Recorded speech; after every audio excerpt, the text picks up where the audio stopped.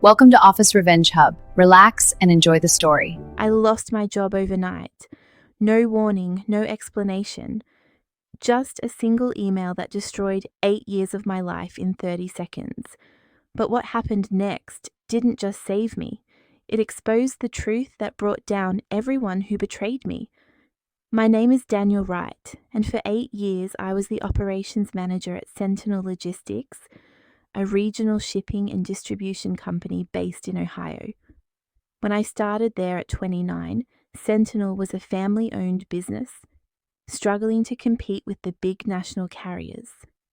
They had heart but no systems, passion but no efficiency, good people but no leadership structure that could scale. I was brought in to fix that. My background was in supply chain management and process optimization. I had worked for one of the major carriers, right out of college, learned their systems inside and out, as then moved to a consulting firm where I helped mid-sized companies improve their operations. Sentinel's owner, Robert Chen, found me through a mutual contact and made me an offer I couldn't refuse. Not because the money was great, it wasn't, but because he gave me something more valuable than a high salary. He gave me autonomy. Robert told me he knew his company was inefficient but didn't know how to fix it. He said if I came on board, I would have full authority to redesign operations however I saw fit. He would handle sales and client relationships. I would handle everything else. It was a dream opportunity for someone like me who loved solving complex logistical problems.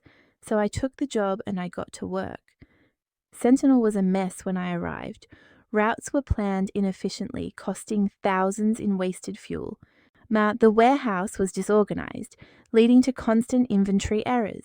Driver schedules were chaotic, causing overtime costs that ate into already thin margins. Customer service was reactive instead of proactive, meaning small problems became big problems before anyone noticed. I rebuilt everything from scratch. Implemented route optimization software that cut fuel costs by 22% in the first 6 months. Reorganized the warehouse using a zone-based system that reduced picking errors by over 60%. Created driver schedules that balanced efficiency with quality of life, reducing turnover and overtime. Built a customer service protocol that caught issues before clients even knew they existed. The results were immediate and dramatic. Within a year, Sentinel's profit margins had doubled. Within 2 years, we had expanded from serving 3 states to serving 7. Within 4 years, we had grown from 40 employees to over 120. Revenue increased by 300%. We went from a struggling regional player to a legitimate competitor that the big carriers actually worried about. Robert was thrilled. He gave me raises, bonuses, profit sharing. He made me a partial owner, giving me 5% equity in the company. He told everyone that I was the reason for Sentinel's success, that he had gotten lucky finding me, that I was family. I believed him. Why wouldn't I? I had poured everything into building his company, worked 70-hour weeks for years, missed birthdays, anniversaries, vacations. My marriage suffered, my health suffered. But I told myself it was worth it because I was building something meaningful. The culture at Sentinel was good in those early years. We were small enough that everyone knew each other. Robert treated employees well, threw company barbecues, remembered people's kids' names. There was a genuine sense that we were all in this together, building something special. And I was at the center of it, the person who had taken Robert's vision and made it reality. But things started changing around year 6.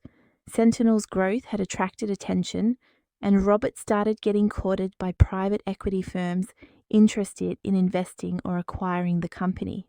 At first, he dismissed them, said he would never sell, that Sentinel was his legacy, that he cared more about the people than the money.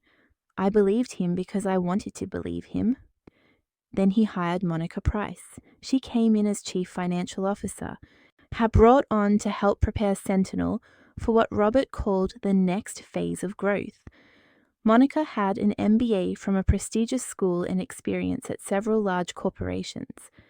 She was polished, confident, and spoke the language of investors and boardrooms. Robert said we needed someone like her to take Sentinel to the next level. I didn't like her from the start. Not because she wasn't competent, she was, but because she looked at Sentinel like it was a spreadsheet instead of a community. She cared about metrics and margins and multiples, not about the people who made those numbers possible. In meetings, she would suggest cuts that would hurt employees to boost short-term profitability, eliminating benefits, reducing staff, outsourcing functions we had always kept in-house. Robert, who had always protected his people, most started listening to her. Monica and I clashed constantly. She wanted to undo many of the systems I had built because they prioritized long-term stability over short-term profit. I had designed operations to be sustainable, to treat employees well, to build client loyalty. She wanted to squeeze every dollar out of every transaction, even if it meant burning out staff or cutting corners on service quality. Robert started siding with her more and more. He said I was too attached to how things had always been done, that I needed to think bigger, that growth required tough decisions. I argued that what made Sentinel special was that we didn't operate like the soulless corporations we competed against, that our people and our culture were competitive advantages, not costs to be cut. But my influence was shrinking while Monica's was growing. And then, about 7 months ago, Robert made an announcement. Sentinel had accepted an investment from Vanguard Partners, a private equity firm. They were taking a 40% stake in the company in exchange for capital that would fund expansion into new markets. Robert presented it as a partnership that would help us grow while maintaining our independence and values. He assured everyone that nothing fundamental would change, that he was still in control, that Sentinel would still be Sentinel. I had a bad feeling immediately. Private equity firms don't invest for altruistic reasons. They invest to generate returns, and they generate returns by cutting costs and flipping companies for profit. I had seen it happen to other mid-sized companies in our industry. A PE firm comes in promising partnership, then gradually takes control, strips out everything that made the company special, and either sells it to a competitor or runs it into the ground trying to maximize short-term gains. I voiced my concerns to Robert privately, told him this was a mistake, that Vanguard would eventually push him out and destroy what we had built. He told me I was being paranoid, that he had negotiated terms that protected his control, that Monica had vetted everything and assured him this was the right move, that I needed to trust him. I should have seen it then, should have recognized that Monica wasn't just a CFO. She was the advance team, the person Vanguard had placed inside Sentinel to prepare it for takeover. But I wanted to believe Robert, wanted to believe that the man who had given me autonomy and treated me like family wouldn't betray everything we had built together. The changes started immediately after the investment closed. Vanguard installed 2 board members who attended every meeting and questioned every decision. Monica's power increased dramatically. She started making operational decisions without consulting me, decisions that directly contradicted the systems I had built. When I pushed back, I was told to be a team player, that Vanguard's involvement meant we all had to be more flexible. My authority eroded quickly. Projects I had championed were killed. People I had hired were let go. Processes I had designed were replaced with cheaper, less effective alternatives. I fought every battle I could, but I was losing ground daily. Robert stopped taking my calls, started communicating through Monica instead. The man who had once told me I was the reason for Sentinel's success now treated me like an obstacle to progress. I knew I was in trouble, but I didn't know how much trouble until that Friday morning 3 months ago. I woke up to an email sent at 6 a.m. from Monica. Subject line: Immediate termination. No phone call, no meeting, no conversation, just an email. The message was brief and corporate. Due to organizational restructuring, my position was being eliminated effective immediately. I was to return all company property within 24 hours. I would receive 2 weeks severance pay and my health insurance would continue for 30 days. There was a confidentiality agreement attached that I was required to sign to receive the severance. And that was it.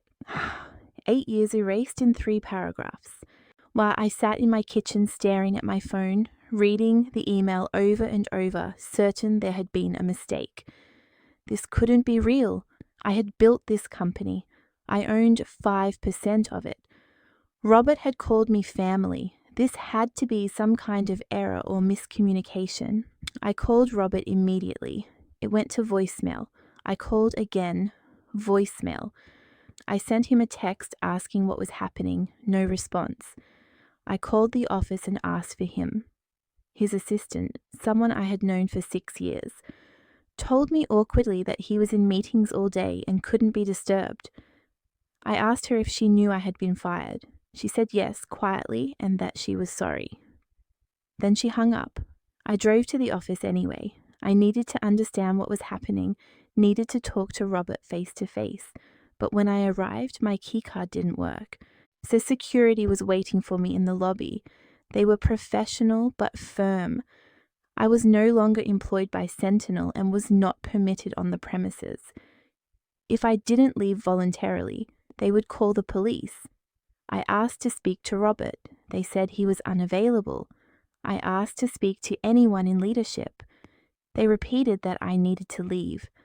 I stood in that lobby where I had entered thousands of times, where I had worked late nights and early mornings, building something I believed in, and I felt completely hollowed out. The security guard, someone I had hired personally 2 years earlier, wouldn't make eye contact. He was just following orders that someone had given to erase me. I went home in shock. My wife found me sitting in the garage staring at nothing. She had seen the email, forwarded to our shared calendar when my work email was deactivated. She held me while I tried to process what had happened. I had given 8 years of my life to Sentinel, had sacrificed my health, my time with family, my peace of mind, had turned a failing company into a success story. And they had discarded me with an email. The next few days were a blur of anger and confusion. I tried repeatedly to reach Robert. Every call went unanswered. I sent emails that bounced back because my access had been revoked. I reached out to people I had worked with closely, people I thought were friends. Most didn't respond. The few who did were sympathetic but distant. They couldn't risk being associated with me. Sentinel had made it clear that I was out, and aligning with me could cost them their jobs. And I reviewed the confidentiality agreement they wanted me to sign. It was vicious. It prohibited me from saying anything negative about Sentinel or its leadership. Prohibited me from contacting clients or employees. Prohibited me from working for any competitor for 2 years. And in exchange for signing away my rights and my ability to work in my industry, they were offering me 2 weeks' pay, 2 weeks for 8 years. I didn't sign it. I wanted to understand what had really happened before I agreed to anything. I started digging, calling contacts in the industry, trying to piece together the story. And slowly the truth emerged. Vanguard's investment hadn't been about growth. It had been about acquisition. They were planning to merge Sentinel with 2 other regional logistics companies they had invested in, creating a larger entity they could sell to one of the national carriers for a massive profit. But the merger required streamlining, eliminating redundant positions, cutting costs. And I, with my equity stake and my influence and my resistance to their methods, was a problem. Monica had been hired specifically to push me out. Her job wasn't to be CFO. It was to document everything I did, find justifications for my termination, and prepare the company for my removal. Every clash we had, every time I pushed back on her decisions, she was building a case. And when Vanguard was ready to move forward with the merger, she presented that case to Robert and the board. They decided I was too expensive, too resistant, and too tied to the old way of doing things, so they eliminated me. Robert had signed off on it. The man who had called me family, who had given me equity, who had credited me with Sentinel's success, had chosen private equity money over loyalty, had let Monica orchestrate my firing, had been too cowardly to even tell me himself. The betrayal was devastating. I spiraled into depression, stopped sleeping, stopped eating properly, spent days on the couch scrolling through job listings I was too emotionally destroyed to apply for. My wife was worried, kept suggesting therapy, kept trying to get me to talk about what I was feeling, but I couldn't articulate it. I had built my entire professional identity around Sentinel. Without it, I didn't know who I was. The financial pressure started building immediately. My severance, which I still hadn't accepted by signing their agreement, was only 2 weeks. Our savings would last maybe 3 months if we were careful. We had a mortgage, car payments, insurance. My wife worked, but her income alone wasn't enough to cover our expenses. I needed to find something fast, but I was paralyzed. Every job posting felt like a step backward. Everything paid less or offered less authority or was at companies that would never give me the autonomy I had at Sentinel. I applied anyway, sent out dozens of resumes, got a handful of responses, went to a few interviews. They all went the same way. Interviewers were impressed by what I had accomplished at Sentinel, but when they asked why I left, I didn't have a good answer. I couldn't tell them I was fired without explaining why, and explaining why meant either lying or admitting I had been pushed out for resisting cost-cutting measures. Neither answer made me look good. Weeks turned into a month, then 2 months. I was burning through savings and getting desperate. I was ready to take anything, any job that would stop the financial bleeding, even if it meant accepting a massive step backward in my career. I had interviews lined up at companies I would have never considered before, was preparing to accept offers that would pay half what I had made. And then something happened that changed everything. I got a call from Marcus Reed. Marcus was a client I had worked with extensively during my time at Sentinel. He ran a mid-sized manufacturing company that had used our shipping services for years. We had developed a good relationship. I had always made sure his shipments were prioritized, had solved problems before they impacted his operations, had basically treated him like family. When I was fired, he had been one of the people I wanted to reach out to, but the confidentiality agreement would have prohibited it. Marcus had heard through industry contacts that I was no longer at Sentinel. He called to check on me to find out what happened. I told him the truth, all of it. The private equity takeover, Monica's appointment, the systematic erosion of my authority, the sudden termination via email. He listened without interrupting, then told me something I didn't expect. Sentinel's service quality had dropped dramatically since I left.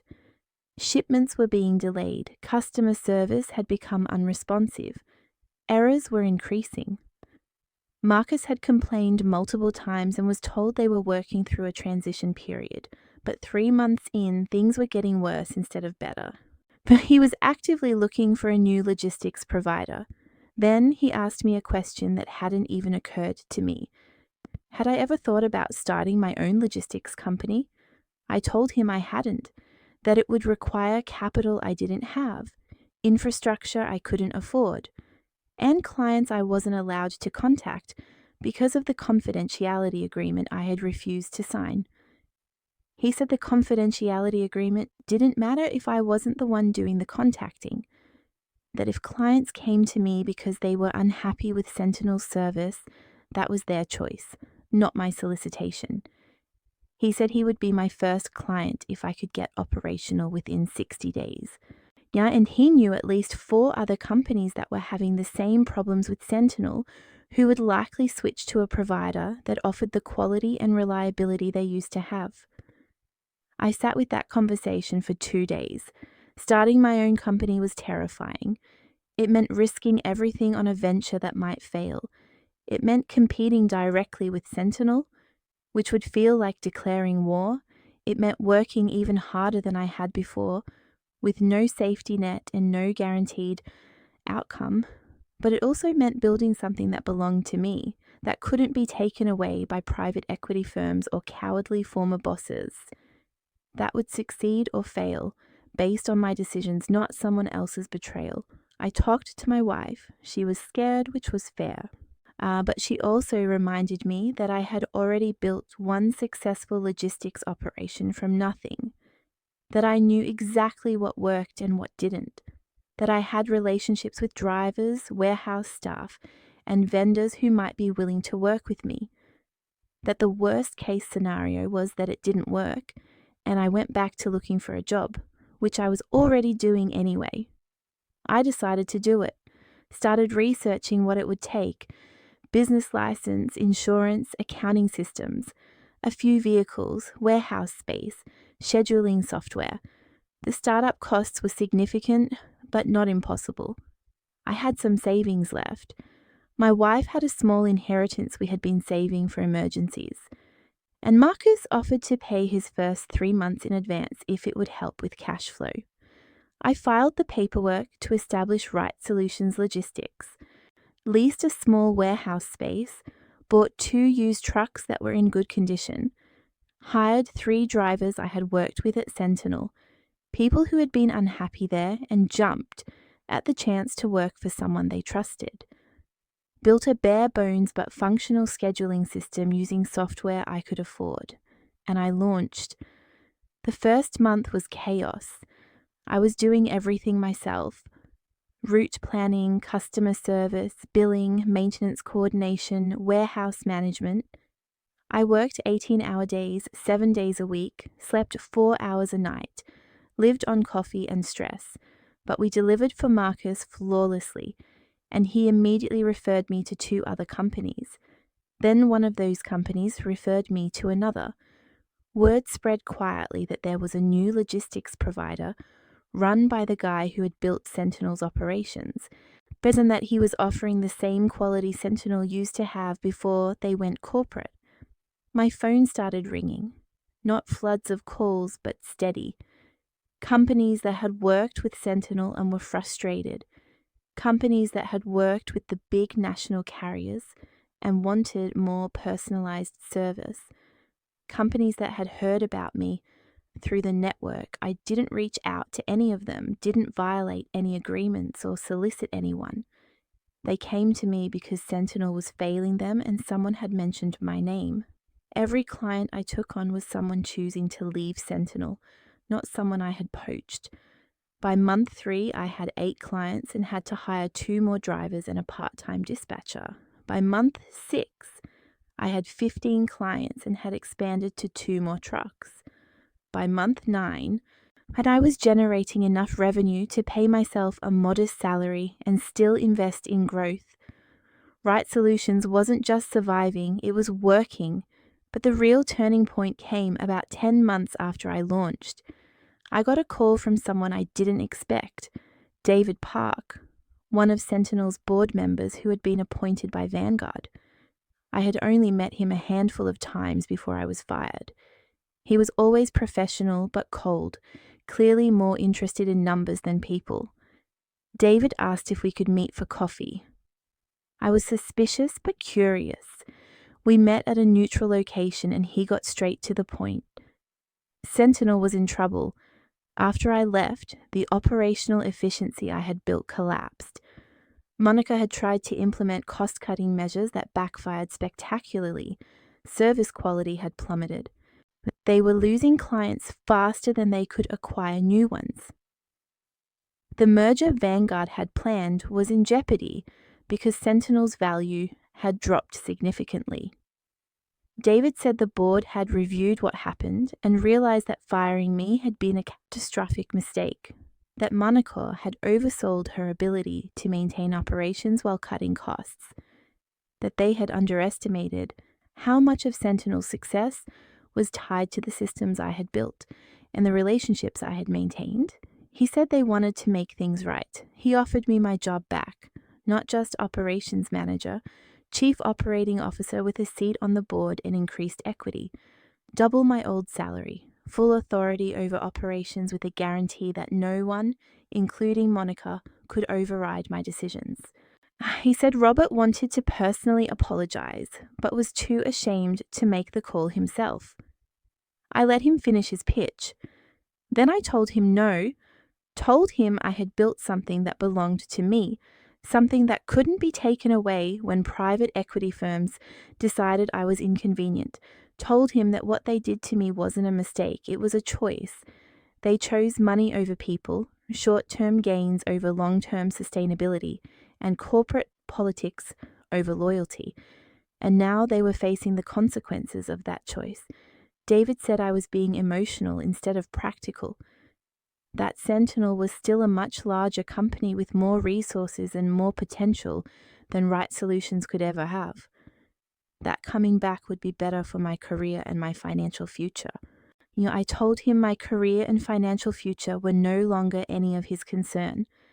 Then I told him something I had learned, that 4 more of Sentinel's clients were planning to switch to Right Solutions at the end of their current contracts, that the drivers and warehouse staff he still had were actively looking for other jobs because morale was so low, that the reputation Sentinel had built over years was being destroyed in months, and that none of it was fixable by throwing money at me because the problem wasn't operational, it was cultural. They had proven that people were disposable, and everyone who still worked there knew they could be next. David's expression went from confident to concerned. He asked how I knew about the clients planning to leave. I told him the same way I got all my clients. They called me. Now, because Sentinel couldn't deliver what they promised anymore, and word had gotten around that I could. I left that coffee shop knowing I had won. Not because I had destroyed Sentinel, I hadn't, but because I had built something better from the wreckage of what they took from me. Because they needed me more than I needed them. Because the revenge I had gotten wasn't loud or dramatic. It was quiet and undeniable. Over the next 6 months, Sentinel continued to decline. The clients David mentioned did switch to Right Solutions. Several more followed. I hired away some of Sentinel's best employees, people who remembered how things used to be and wanted to work somewhere that valued them again. My company grew from 15 clients to 35, from 5 trucks to 14, from 8 employees to 26. But then I heard through the network that Vanguard had pulled out of the merger. That Sentinel's valuation had dropped so much that the deal no longer made financial sense, that they were trying to offload their stake but couldn't find buyers at anywhere near what they paid, that Robert was scrambling to keep the company afloat but was hemorrhaging money and credibility. Monica left for another private equity portfolio company about a year after I was fired. She had done exactly what she was hired to do, cut costs and prepare for a merger, but the merger had fallen apart. So she moved on to the next company she could strip mine. I heard she lasted 6 months there before being pushed out herself. Karma is efficient. Robert tried to reach out to me once, about 18 months after firing me. He sent a long email apologizing for how everything happened. Said he had been pressured by the board and by Vanguard, that he had made choices he regretted, that he knew I had built Sentinel and he had destroyed it by not protecting me, that he hoped someday I could forgive him. I never responded, not because I was still angry, though I had been, but because his apology was about making himself feel better, not about making things right. He had made his choice when it mattered, when he chose private equity money over the person who had saved his company, when he let Monica orchestrate my firing, when he was too cowardly to tell me himself. His regret now didn't change any of that. Right Solutions is now in its 3rd year. We serve 48 clients across 6 states. We have 32 employees, 19 trucks, and a reputation for reliability and quality that brings in new business without advertising. We're profitable, growing, and operate with the values I wished Sentinel had maintained. People over profits, long-term relationships over short-term gains, loyalty that runs both ways. I make less than David offered me to come back to Sentinel, but I own the company, I make the decisions, I build the culture, and I sleep well at night knowing that what I'm building can't be taken away by someone else's fear or greed or corporate ambition. Several of my clients are companies that left Sentinel.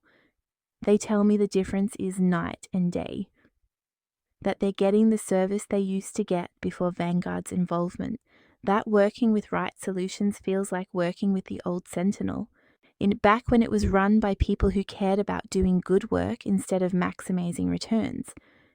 I've heard Sentinel is barely surviving. They've cut staff, reduced their service area, lost most of their major clients. Robert is still the majority owner technically, but Vanguard controls the board and makes all real decisions. The company that he built and that I helped scale is now just an asset being managed for minimum loss. It's a shell of what it was. I don't celebrate their decline, don't take joy in their struggles, but I don't feel bad either. They made choices. I made choices. They chose to prioritize short-term profit over the people who built their success. I chose to build something new that prioritized the opposite. We're both living with the consequences of our decisions. The lesson I learned from all of this is simple. Your loyalty to a company should never exceed the company's loyalty to you. I gave Sentinel 8 years of my life, sacrificed my health and my relationships, built their success from nothing, and they discarded me with an email when I became inconvenient. That wasn't bad luck. That was a choice they made about what they valued and who they valued. When you get betrayed like that, you have two options. You can let it destroy you, let the bitterness and anger poison everything going forward, or you can use it as clarity, as proof that you are investing in the wrong thing and need to build something better. I chose the second option, and it saved me. I think about that email sometimes, the one that fired me at 6 a.m. on a Friday. The one that seemed like the end of everything, and I realize now that it was actually the beginning of me owning my own path, the beginning of me building something that reflected my values, the beginning of me understanding that the only person you can truly count on is yourself. If Robert hadn't fired me, I would still be at Sentinel, still working 70 hours a week, building someone else's wealth, still believing that loyalty would be rewarded, still vulnerable to the next private equity firm or corporate restructuring or cowardly decision. I would have never built Right Solutions, never owned my own success, never learned that being pushed out of somewhere that didn't value you is sometimes the best thing that can happen. The clients who left Sentinel for Right Solutions didn't do it because I asked them to. They did it because Sentinel stopped being what it was when I was there. Yeah, because the quality and care and reliability disappeared when the people who built it were pushed out. Because companies, just like people, show you who they really are when times get tough. And Sentinel showed everyone that profits mattered more than people. My employees at Right Solutions know what happened to me, know that I built this company from the ashes of betrayal, and they know that I would never do to them what was done to me, that their loyalty will be met with loyalty, that their work will be valued and their contributions will be recognized, that this company exists because I learned what happens when those things are missing. I still see former Sentinel employees occasionally at industry events. Some are still there, looking tired and beaten down. Others left for different companies or different industries entirely. A few have asked about opportunities at Right Solutions. I hire them when I can, when we have openings and they're a good fit. Not for revenge, but because they're talented people who deserve to work somewhere they're valued. One of them told me that after I was fired, morale at Sentinel collapsed, that people realized if someone who built the company could be discarded overnight, anyone could be, that the culture of trust and collaboration I had helped create died the day that email went out. That Sentinel became just another corporate logistics company, and all the good people either left or stopped caring. That's the real cost of betrayal, not just what it does to the person being betrayed, but what it does to everyone watching. Every employee who saw how I was treated learned that loyalty meant nothing, that years of service and success didn't protect you, that you were always one private equity decision away from being erased. And once people learn that lesson, you can't unlearn it. The culture is gone forever. Right Solutions will never be the size Sentinel was at its peak. I don't want it to be. Size requires systems that distance you from people, requires growth that prioritizes metrics over relationships, requires decisions that treat employees as resources instead of humans. I watched that transformation destroy Sentinel. I'm not repeating it. Instead, we're building something sustainable, growing at a pace we can manage without sacrificing quality, treating people well even when it costs more, building client relationships based on trust instead of contracts, making decisions for the long term instead of the next quarter. Nah, it's harder this way, less glamorous, won't attract private equity interest or make headlines, but it's real, and it's ours. My wife tells me I'm happier now than I was during my last few years at Sentinel. She's right, I didn't realize how much stress I was carrying, how much the political battles and the erosion of my authority and the feeling of losing control were destroying me. I thought I was fighting to save something valuable. I was actually fighting to stay trapped in something that was already dead. Losing my job overnight felt like the end of the world, like everything I had worked for had been stolen, like I had failed. But what happened next, the company I built, the values I chose, the life I created, that didn't just save me, it freed me. Freed me from believing that my worth was tied to someone else's approval. That freed me from the illusion that corporate loyalty was real. Freed me to build something that actually aligned with who I am and what I believe. Robert's email apology mentioned that he thinks about the day he fired me often, that he knows it was the turning point where everything went wrong for Sentinel. He's right about that, but not for the reasons he thinks. It wasn't wrong because he lost a talented operations manager. It was wrong because he revealed the truth about what he valued. And everyone, clients and employees and partners, saw that truth and made their decisions accordingly. I don't forgive him, but I also don't hate him. He's just a man who made a choice and has to live with the consequences. The same way I made a choice and get to live with my consequences. Now, his consequences are a dying company and a reputation as someone who sold out his values for money.